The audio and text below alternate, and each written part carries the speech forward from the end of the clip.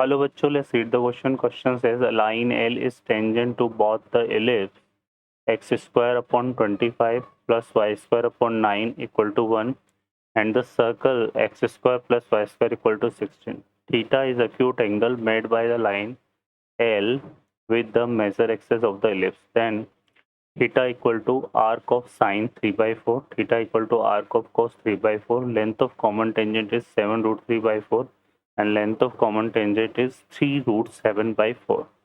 Solve करते बच्चों question को। इस क्वेश्चन के लिए जो की कॉन्सेप्ट है वो देख लेते हैं यहाँ से हम। की कॉन्सेप्ट तो इसमें हम बात करेंगे यहाँ पे equation of tangent of circle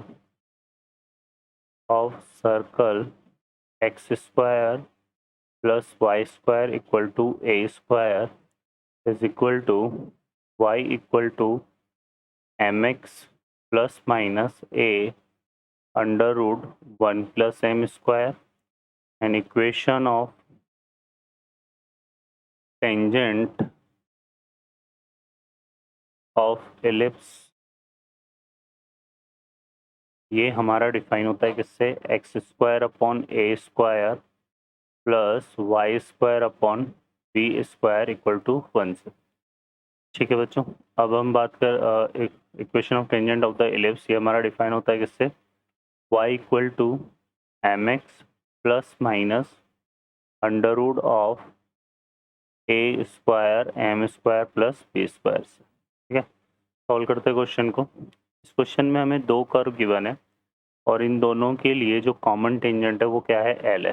तो एक कर्व तो हमारे पास क्या है, x square upon 25 plus y square upon 9 equal to 1, और इसके रिगार्डिंग अगर हम इक्वेशन ऑफ टेंजेंट की बात करें, इक्वेशन ऑफ टेंजेंट तो ये आ जाएगा हमारे पास y equal to m x plus minus under root of 25 m square plus 9, और जो सेकंड कर्व है वो है x square plus y square equal to 16।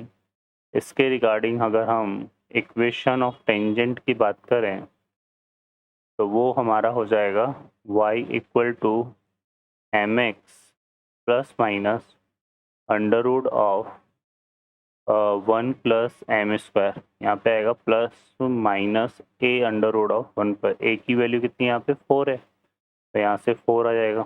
ठीक है बच्चों, अब क्वेश्चन के रिगार्डिंग यहाँ पर ये जो इसको अगर हम 1 कंसिडर करें और इसको 2, तो यहाँ पर इक्वेशन, क्योंकि ये दोनों टेंजेंट को रिप्रेजेंट करे और टेंजेंट हमारी कॉमन है, तो हम ये लिख सकते हैं कि इक्वेशन 1 एंड इक्वेशन 2 क्या कर रही है, यहाँ पे रिप्रेजेंट कर रही है, रिप्रेजेंट द सेम लाइन।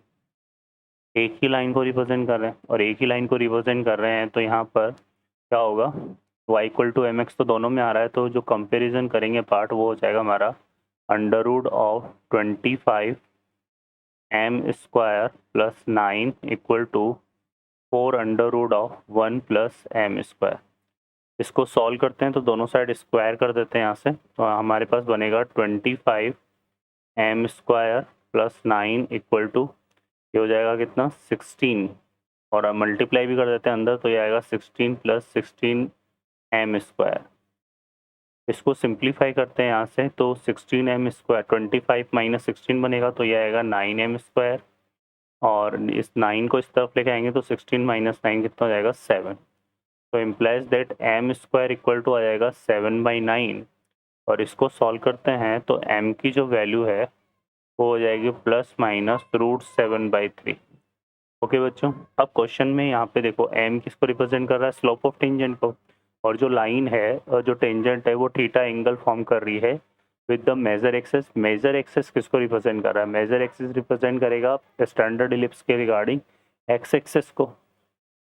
तो इसका मतलब यहाँ पे जो स्लोप है ना, जो स्लोप मतलब जो लाइन की जो टेंजेंट है ना वो थीटा एंगल फॉर्म कर रही है, और वो अक्यूट एंगल है, तो स्लोप हमारी क्या होगी, पॉजिटिव।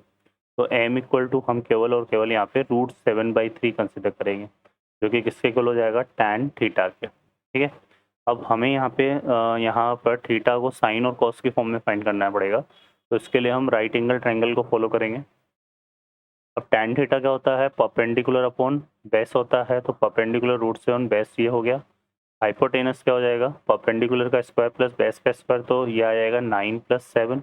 9 + 7 कितना हो गया बच्चों, √16, जो कि किसके इक्वल आएगा 4 के। ठीक है, तो यहाँ से अगर हम साइन थीटा को निकालें तो साइन थीटा तो बनेगा हमारा परपेंडिकुलर अपॉन हाइपोटेनस, तो √7/4 आ जाएगा। और अगर हम कॉस थीटा को निकालें तो यह आएगा हमारे पास कितना, बेस अपॉन हाइपोटेनस, जो कि 3/4 आएगा। तो यहाँ से थीटा इक्वल टू क्या हो जाएगा, कॉस इनवर्स 3/4। कॉस इनवर्स 3/4 को आर्क ऑफ कॉस भी लिखते हैं, तो इस वजह से हमारा बी ऑप्शन यहाँ पे करेक्ट हो रहा है। अब हमें length of common tangent find करनी। लेंथ ऑफ कॉमन टेंजेंट को फाइंड आउट करने के लिए हमें दोनों कर्व के क्या निकालने हैं, इस टेंजेंट के regarding point of contact find करना पड़ेगा। ठीक है, तो सबसे पहले हम निकाल लेते हैं क्या, पॉइंट ऑफ कांटेक्ट इसके रेस्पेक्ट में, विथ रेस्पेक्ट टू इलिप्स, है ना, x² / 25 + y² / 9 = 1। तो यहाँ पे फॉर्मूला हमारे पास a²m/√a²m² + b² होता है। a² की वैल्यू यहाँ पे कितनी है, 25, है ना, और यहाँ पर m जो है हमारे a², m हमारे पास कितना आ जाएगा बच्चों, यहाँ पे यह लेंगे √7/3, तो √7/3, है ना, और अपॉन अंडर रूट में a² m² आएगा, तो a² हमारे पास हो गया 25, m² कितना हो गया यहाँ पर, m² हो जाएगा 7/9 इंटू 7/9 प्लस, और यहाँ पर क्या आ जाएगा b² कितना है बच्चों 9, कॉमा यहाँ पर आ जाएगा हमारे पास b² अपॉन, तो यह आएगा 9 अपॉन अंडर रूट, यही बनेगा 25 इंटू 7/9 + 9। इसको सिंप्लीफाई करते हैं तो ये हमारा देखो कितना हो रहा है, 25 √7/3।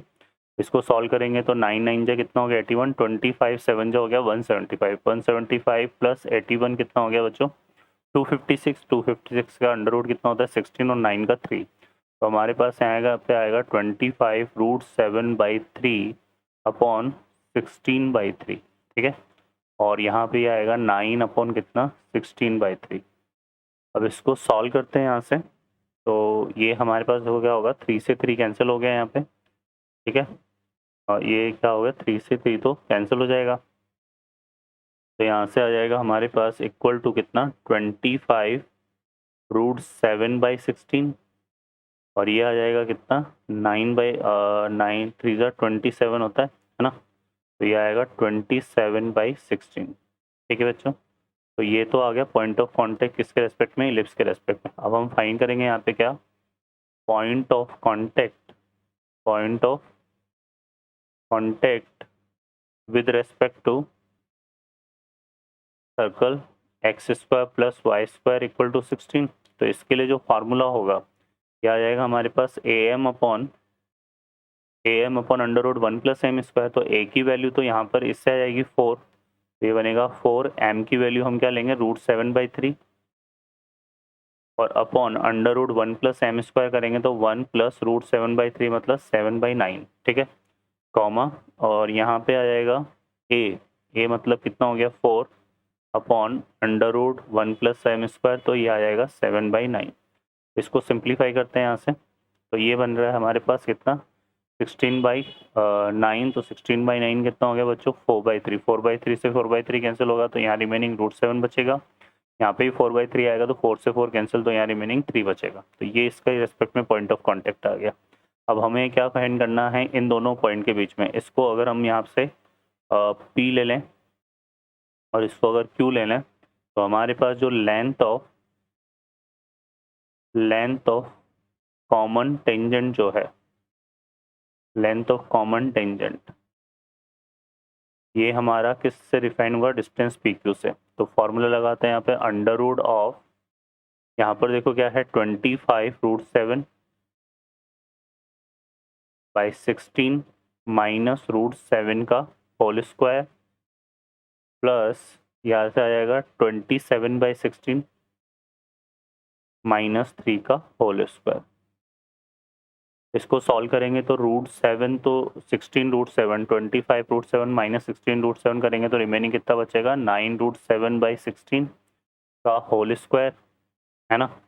और प्लस ये आ जाएगा कितना 48, 27 माइनस 48 21, तो ये आएगा 21/16 का होल स्क्वायर, ठीक है। और इसका क्या ले लेंगे हम अंडर रूट। अब देखो 1/16 तो यहाँ से कॉमन आ जाएगा और यहाँ पे कितना है √7 है ना।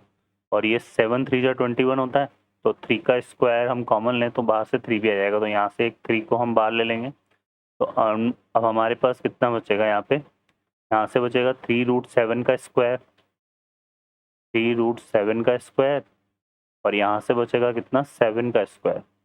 तो इसमें से √7 को भी बाहर ले लेते हैं, तो √7 का स्क्वायर को हम बाहर ले लें तो यहाँ रिमेनिंग 3 का स्क्वायर बचेगा जो कि 9 होगा, और यहाँ √7 का स्क्वायर बचेगा जो कि 7 होगा, और यहाँ पे √7 हमने बाहर ले लिया। तो 9 + 7 कितना हो गया 16, 16 का √4 हो गया। तो ये इक्वल टू कितना आएगा बच्चों 3√7/4 यूनिट। हमारे पास ये डिस्टेंस आ जाएगी किसकी, ये लेंथ आ जाएगी कॉमन कॉर्ड की। ओके बच्चों, तो ऑप्शन में अगर हम देखें तो यहाँ पे मैच कर रहा है कौन सा, डी ऑप्शन। तो यहाँ पे डी ऑप्शन भी हमारा करेक्ट होगा। तो हमारे करेक्ट आंसर बी और डी हो जाएंगे। I hope you understand well. Best of luck, thank you.